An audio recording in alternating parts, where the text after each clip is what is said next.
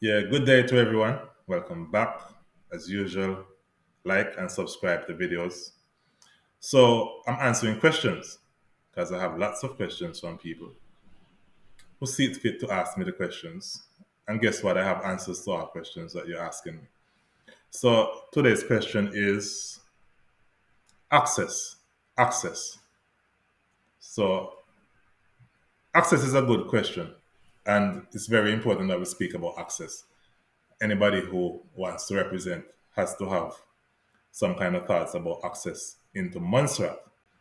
So, in terms of access and getting into Montserrat and getting out of Montserrat, first of all, no matter how beautiful your country is, and you do not have access to the country, people will not be interested to come to your country. So, access is very important to the development of any country. If you build a house and you have two floors, upstairs and downstairs, and no matter how beautiful the upstairs is, and you don't have a step to get upstairs, the place that you just built that is so beautiful, nobody will be going there because you have no access to get to that beautiful place that you built. When you do construction, you know steps are very expensive. One of the most expensive piece that you build on your house is a step. I didn't know that until when I started to do construction. I didn't realize that to build a step is very costly. I'm saying all this to say, whether you use the step one day, once a day, twice a day, three times a day, you have to spend the money to actually get to that beautiful place that you built. Going back now to Montserrat, without access, you're not going to get people to come to your country. People will just not come to your country because you don't have any way for them to get there. And people need to know in advance how they're going to get to your country. So that is the reason why it doesn't matter how much money you have to spend to get a ferry to go between Montserrat and Antigua, Antigua and Montserrat. You have to spend the money to get that ferry to do the service. It doesn't matter if the ferry brings 10 persons, 20 persons, 5 persons, 100 persons. At the end of the day, you have to have access to your country. That's just the reality of it. The one mistake was when they stopped the ferry, and that will forever kill their government. The fact that you stopped the ferry from coming in when you didn't have to worry about where the money is coming from. The money was already allocated as far as I understood. That is something that you should never stop because whether 10 person come in, 15 person, it doesn't matter. The fact is you have to let the world know that you have transportation between Antigua and Montserrat, Montserrat and Antigua. That's just very, very simple. Don't know if I need to even add anything else to that. It doesn't really matter.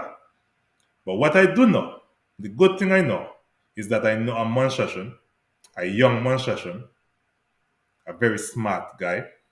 He comes from St. Peter's, actually, and he is willing to offer the ferry service. I've spoken to him. He has given me his ideas. I mean, this guy is brilliant. I love to give people credit where credit is due. That's one thing you have to know about me. And he has a plan, and I think that he should actually get the ferry contract to offer the service between Montserrat, Antigua, Antigua, Montserrat. And how good would it be if we have a local Montserratian, especially a young person, because you know I want to always uplift young people. How good would it be? Because young people is the future. So I'm always pushing young people to go forward. It would please my heart to know that a young person and a Montserratian is the one who is running the ferry service. And I don't care how much money the person makes or you think the person is going to make. I'm happy to know it's a Montserratian who will be the person who is running the next ferry service if he's get the opportunity to actually do so. And if I'm in any position where I have to vote that he gets the opportunity, definitely I'll be voting for him to get that opportunity. When it comes to the air access, when the new airport opened, I was working there. And when the new airport was opened, we had twin otters coming in, bringing in at least 18 persons into Montserrat. The first flight that actually landed, I was so surprised that when the plane landed, before the plane even reached halfway of the runway, the plane taxied in. I couldn't believe it because I thought that the plane would have to use the full runway. The Twin Otter only used less than half the runway and just pull right in, land off 18 passengers. We had passengers coming from Antigua, and some passengers were in transit to St. Kitts. Then the plane leave from Montserrat, come from Antigua to Montserrat, have other passengers for St. Kitts, left from Montserrat, go to St. Kitts, then left from St. Kitts, go to St. Martin, back to Antigua, and so forth. So this was working well for us, and we had planes coming in from Guadeloupe and other places. We had open skies. Basically, people just flying. The government collect revenue every time a plane lands in Montserrat. The airport collects money.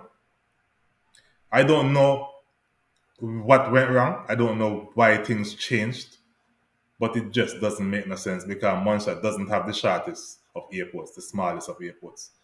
Other places, I think Sabre and so forth, have smaller, shorter runways and so forth. So I don't understand why and who is responsible for this change. If you know who is responsible for the change, message me and let me know because I don't know what went wrong and why we have these small planes coming into Montserrat that people are so afraid of. If we want to encourage people to come to Montserrat, we can't have people coming in after these big planes and then going into these very small planes, these islanders. It doesn't make sense. So when it comes to access, I believe whatever money that has to be spent to get planes and ferries to actually be running on a daily basis, not like some ferries that only run every now and then. You want the ferry to run, you're getting paid, you need to go between Montserrat and Antigua. Unless you have very, very bad seas, you have to run. That's how it is. You can't be paying a ferry who is not providing the service. So as I say, I personally believe whatever money has to be spent and access has to be spent. And you can't look at it and say it's a waste of money. Just like the step that you use to go up to your house, you can't watch the step and say it cost me $50,000, $40,000. That's too much money, so I'm not going to have a step to my house. It's simple as that. You can't watch the money sometimes. You have to think far, think about the future, think about the people that you're encouraging to come to your country, think about tourism. Thank you.